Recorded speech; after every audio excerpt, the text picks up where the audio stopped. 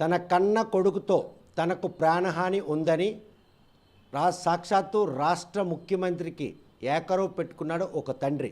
ఆయన ఒక సాదాసీదా వ్యక్తి కాదు, మాజీ ఎమ్మెల్యే దివంగత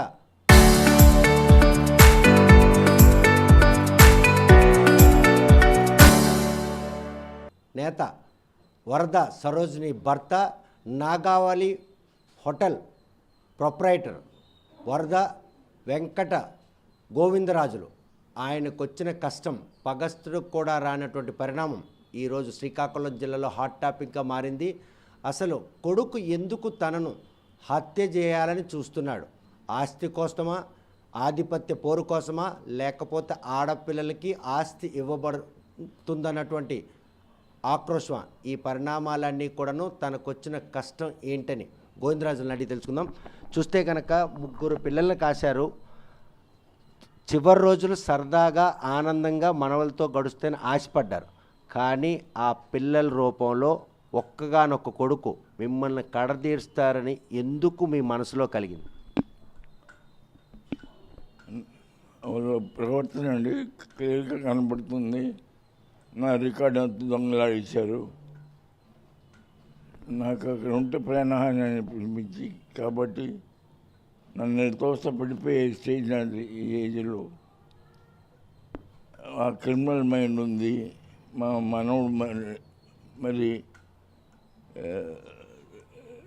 ఇది తయారై నా మీద అటాక్ చేయడానికి కూడా అటెంప్ట్ చేశాడు సెవరల్ టైమ్స్. అందువల్ల ప్రాణహాని ఉందని నేను బయటకు వచ్చాను. నా తదనంతరం వాళ్ళే కదా అని నేనేం కేసులు ఇప్పటికీ వేయలేదు. వాళ్ళే నా మీద కేసులు పెట్టారు. ఒక కేసు నేను డిఫెండ్ చేసుకువచ్చి వేయవలసి వచ్చింది. అది పరిస్థితి. చూస్తే కనుక కొడుకుని 40 ఏళ్ళ క్రితం హోటల్ నిర్మించినప్పుడే కొడుకును కూడా హోటల్ రంగంలో కొనసాగించాలని, ఆయనకి హోటల్ మేనేజ్మెంట్ కోర్స్ చదవాలని ప్రెజర్ పెట్టినటువంటి గోవిందరాజులు అదే హోటల్ కోసం ఈరోజు తండ్రి కొడుకుల మధ్య ఈ చిచ్చు వచ్చిందంటే ఒక ఆమెకే కదా, కుమారుడు కూడా కాదు.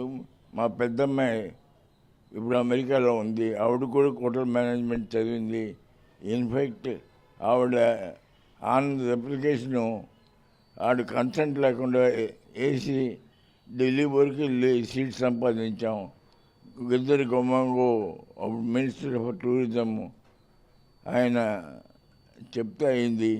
అప్పటికి సెవరల్ టైమ్స్ అప్లై చేస్తే సీట్ వచ్చేది కాదు. సెంట్రల్ గవర్నమెంట్లో ఉండేది హోటల్ మేనేజ్మెంటు. అలా సీట్ సంచి ఇద్దరికి చదివించాం. ఒకరికి మెడ్రాస్లో, ఒకరికి భువనేశ్వర్లో సీట్ వచ్చింది. పిల్లల భవిష్యత్తు కోసం అంతర్లా కేర్ తీసుకున్న తండ్రి ఆస్తుల పంపకాల విషయంలో ఎందుకు ఈ అలజడి రేగింది? మీ పొరపాట, లేకపోతే మీకున్నటువంటి సమయాభావం తక్కువ కారణం? అది ప్రాపర్టీ భయాన్ని కాదు. ప్రాపర్టీ స్వార్థం తనకి అంతా ఉండాలని, ఆడపిల్లలకి ఏం చెందకూడదని స్వభావం ఉన్నప్పుడు నా ఉద్దేశంతో సమానంగా ఇవ్వని కూర్చుంటే అక్కడే ఈ వివాదం స్టార్ట్ అయింది. చిలికి గాలి అయింది. ఈ స్టేజ్లో ఉన్నది. 40 ఏళ్ళ అనుభవం ఉన్నటువంటి మీరు హోటల్ రంగంలో ఇటువంటి ఒక రోజు వస్తుంది, పిల్లలకి మంచి భవిష్యత్తు ఇవ్వాలి, బాగా సంపాదించి ఇవ్వాలి, వాళ్ళు బాగోగులు చూడాలనుకున్నటువంటి గోవిందరాజులు పిల్లల వల్లే ఈ ఆస్తులు ఇటువంటి ఆప్యాయతలను అభిమానాన్ని దూరం చేస్తానని అనుకున్నారు? నేను అనుకోలేదు. మరి వాళ్ళ ప్రవర్తన వాళ్ళలోని దుబుద్ధి అది వాళ్ళు కలిగింది కాబట్టి నాకు భయం వేసి వచ్చాను.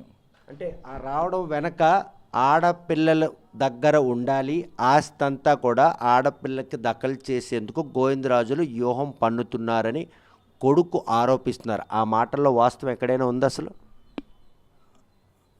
వాస్తవం మరి అంటున్నాడు, నేను చేస్తున్నానని. నాకు అలాంటి ఉద్దేశం లేదు. ఇప్పటికీ ముగ్గురు ఇప్పటికీ కూడా సమానమే. ప్రొవైడెడ్ హీ కమ్స్ అరౌండ్ సమానంగానే ఇస్తాను. మీకు తెలియకుండా మీ భార్య మీ మనవడ పేరున హోటల్ నాగావళి ఎసెట్కి సంబంధించిన వీలునామా రాశారు, నిజమేనా? అది శుద్ధ అబద్ధం. నాకు తెలిసి ఆవిడ ఏం చేయలేదు. ఆవిడ పోయిన 7-8 నెలలకి మున్సిపాలిటీకి అప్లై చేశాడు. అప్పుడు కూడా ఒక వీలునామా పెట్టాడు, ఒరిజినల్ వీలునామా, నా భార్య రాసిన ఒరిజినల్ వీలునామా. అందులో అటువంటి ఆరోపణ ఏం లేదు. అది తర్వాత సృష్టించి అన్ని పాయింట్స్ రాస్తూ హోటల్ మాత్రం 45 తర్వాత మనోడికి దక్కినట్టుగా రాసుకున్నారు. అది మున్సిపాలిటీలో సబ్మిట్ చేస్తే వాళ్ళు రిఫర్ చేశారు. రిఫర్ చేస్తే ఫేక్ అని వచ్చింది. అది ఇమ్మంటే ఇవ్వకుండా ఉన్నారు. Copy of that order fake వచ్చింది. అంటే అతని ఇన్ఫ్లుయెన్స్ వల్ల దేనివల్ల ఆఫీసులు కూడా సహకరించడం లేదు, నాకు ఇవ్వడం లేదు. అంటే యాక్ట్ కింద కూడా పెట్టాను, అయినా ఇవ్వడం లేదు. ముఖ్యమంత్రి దృష్టికి మీ సమస్యను తీసుకెళ్ళి చాలా రోజులు కావస్తూ ఉంది. ఎటువంటి రెస్పాన్స్ అయినా వచ్చిందా ఒక మాజీ ఎమ్మెల్యే భర్తకి? నేను రాలేదు.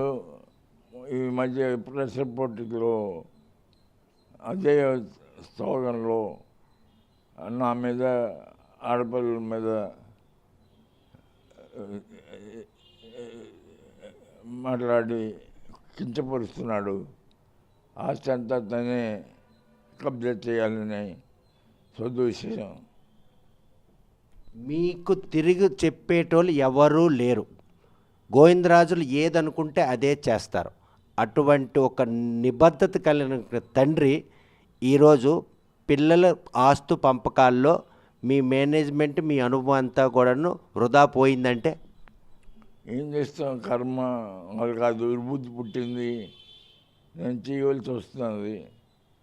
ఇప్పుడు మరి ఈ పరిస్థితుల్లో ఆడపిల్లలు ఏమి ఇవ్వరని స్పష్టంగా తెలుస్తుంది. ప్రెస్ రిపోర్ట్లు అన్నీ చూసిన కాబట్టి వాళ్ళకి వీలునామా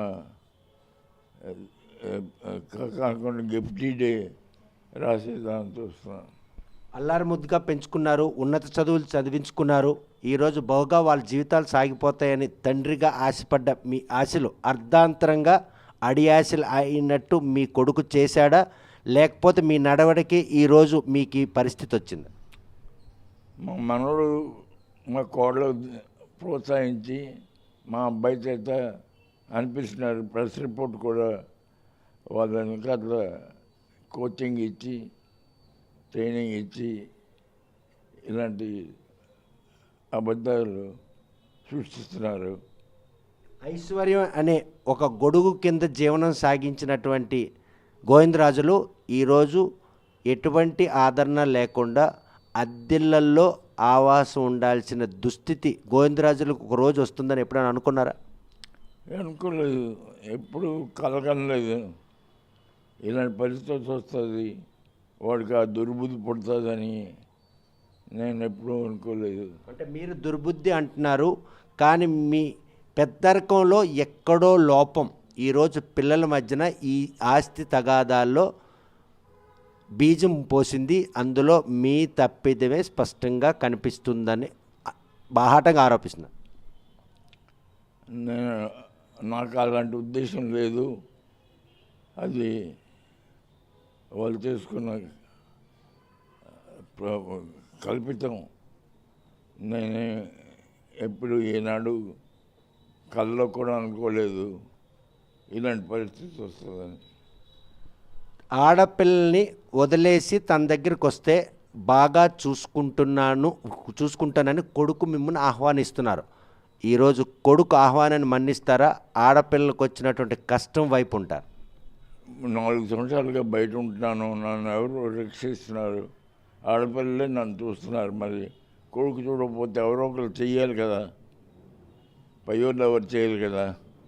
అందువల్ల వాడు అనుకుంటున్నాడు ఆడపిల్లకి ఇచ్చేస్తాను. ఇప్పటికీ అలాంటి దురుద్దేశం ఆడపిల్లకి లేదు, ఆ సంతాలకే కావాలని లేదు, నేను కూడా ఇవ్వాలనుకోలేదు, సమానంగా చేయాలనుకుంటున్నాను. బట్ పరిస్థితులకు వచ్చి నా మీద అటాక్ చేస్తుంటే ఏం చేయమంటారు చెప్పండి. చూస్తే కనుక ముగ్గురు పిల్లలకి వాళ్ళ లైఫ్లు సెటిల్ అయిపోయి అనుకున్నారు, కానీ చివరి క్షణంలో మీకు ఒక కల మిగిలింది. ముగ్గురు పిల్లలు ఒక్కచోట ఆవాసం ఉండడానికి ఒక ఇంటి నిర్మాణాన్ని కూడా తలపెట్టారు. ఆ ఇల్లు నిర్మాణం అసంపూర్ణంగా ఉండిపోయింది. మీరు కన్న కల ముగ్గురు ఒక చోట ఆ ఇళ్లలో ఆవాసం ఉండే ఒక రోజు వస్తుందా? రాలేదు. మరి అతని ప్రవర్తన వల్ల ఆగిపోయింది. నేనంటే అటెంప్ట్ చేశాను, గిఫ్ట్ డీడ్ రాయించాడు, తను కూడా గిఫ్ట్ డీడ్ రాశాడు, అక్కజల్లుల పేరుని అన్నీ చేసి బ్యాక్అవుట్ అయ్యాడు. ఇది పరిస్థితి. చూస్తే కనుక తనకు వచ్చిన కష్టంపై ముఖ్యమంత్రికి విన్నవించుకున్న ఇప్పటికి కూడా ఎటువంటి పురోగతి లేకపోవడం మాత్రం తీవ్రంగా మదన పడుతున్నారు. తన కడుపును కాసిన ముగ్గురు పిల్లలకు కూడా తాను సంపాదించిన ఆస్తి అంతటిని కూడా సమానంగా పంచిస్తానన్నటువంటి మనస్తత్వం గల తాను ఈరోజు కొడుకు దుర్బుద్ధి ఈరోజు కూతుళ్ళ వద్ద నివసించాల్సిన పరిస్థితి తీసుకొచ్చారు. తనను బలవంతంగా హోటల్లో నుంచి నెట్టేసినటువంటి పరిస్థితుల కారణంగానే హోటల్ నుండి బయటకు వచ్చి ఇలాగ అద్దింట్లో ఉండాల్సి వచ్చిన పరిస్థితి వచ్చింది.